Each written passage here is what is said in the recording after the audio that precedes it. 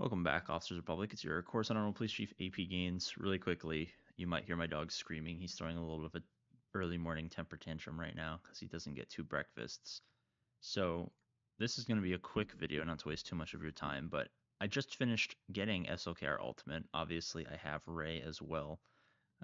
And a lot of people who got Mm. Lightspeed bundles day one are in a very similar situation, just by process of this is kind of how long it took us to get the both of the Galactic Legends up and running. Um, and I want to talk about at different points in the game what you should do after you complete the Lightspeed bundles. Now I know there's a couple other ones. There's like a Star Killer one and a few other ones that give you like scoundrels and stuff like that.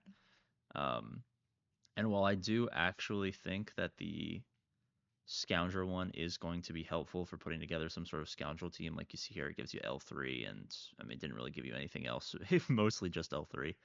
Um, while this is a viable option, if you're a low GP player, sub 4 million GP, I think the game is pretty evenly or pretty obviously split up into three early, mid, late game 0 to 4, 4 to 8, 8 to 12 plus million GP.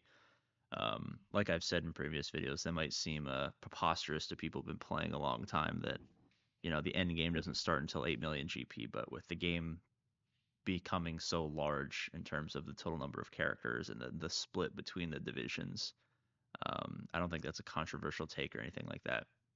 So if you're sub 4 million GP and you have finished both of the Lightspeed bundles, you have a offensive GL, a defensive GL, you're probably past 4 million GP to be perfectly honest, because they probably gave you about like 1.5 million GP total across everything, depending on what you might have already had. I think I had some of them and I got like, a million GP or something like that, maybe like a million one. I'm not 100% sure.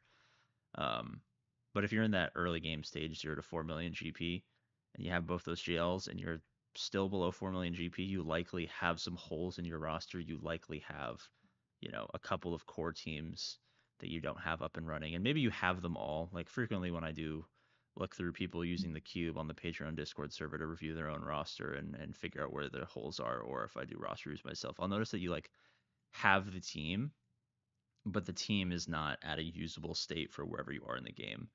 Like, I'll take Darth Revan for example, sub 4 million GP, a relic, a relic Darth Revan and some Gear 12s is, depending on how depending on how hard you try in GAC is maybe fine. Past 4 million GP, you should probably have a Relic Revan, a Relic Basilishan, a Relic Malik, right? Past, 6 million GP, you should probably also have a Malgus of some kind, or at least be close to progressing towards Malgus. And then eventually, you should, past like 7 million GP, you should have, some more relics because you're working on Leviathan. Just as a small example of how you might be able to, you might have a team, like you might have a CLS team, but if they're all like gear 11 and you're past, 3 million GP, you should probably start grabbing a relic on CLS, maybe grabbing a relic on 3PO and Chewie or Chewbacca or Han Solo or whatever, right? Um, so if you're in that 0 to 4 million GP, you should probably go back through your core teams and just make sure they're up to stuff relative to how hard you want to be trying in GAC. If you want to be a Giga Chad, you should probably make sure all of the key relics are applied to each team. If you're not, just making sure the teams exist is probably a good idea. If you're in that mid game, that 4 to 8 million GP range, you could obviously be in a lot of places.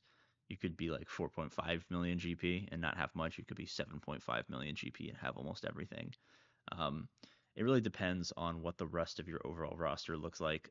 If you were to like run a cube and, sorry, if you were to run like a cube on your roster and you notice that you had way too much offense relative to defense, way too much height relative to width. You probably have too many offensive teams. You should probably start to invest in either some defensive GLs like a JMK, like a Jabba, like a Leia, um, or maybe a couple of defensive backbone teams. Now, a lot of the backbone teams are so good that a lot of people just kind of use them on offense as GL counters.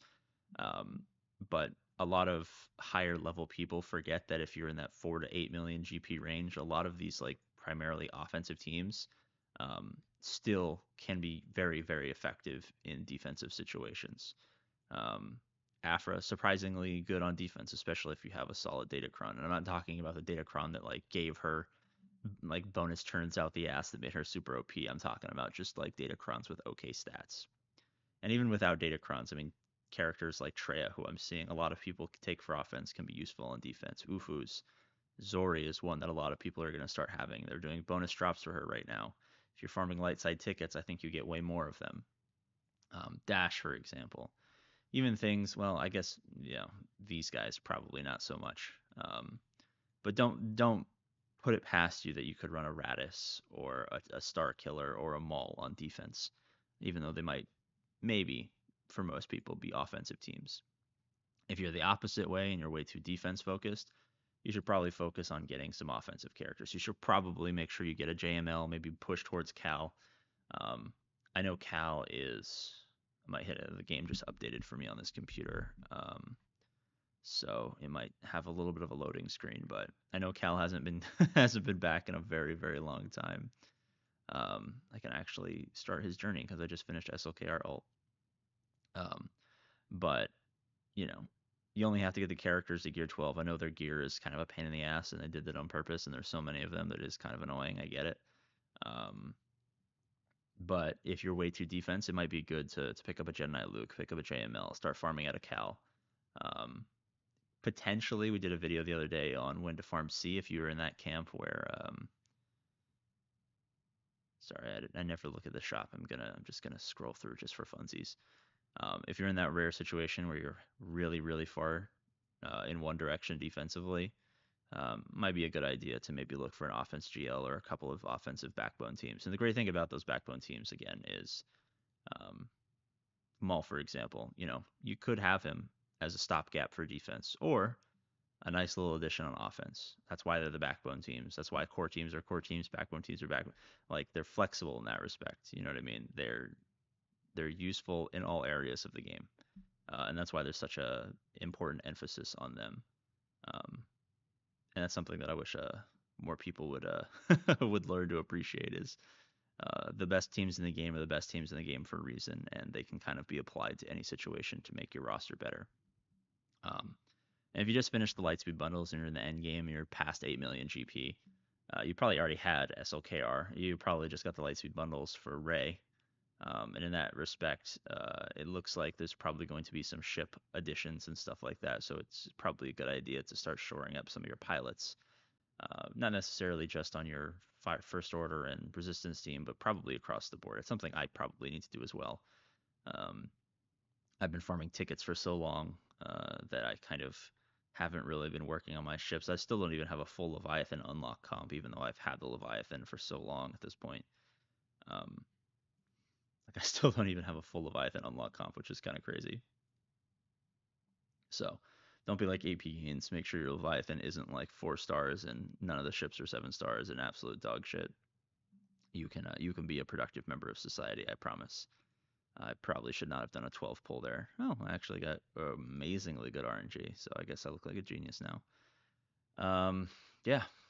Thank you guys so much for watching. As always, I love you, and I'll see you later.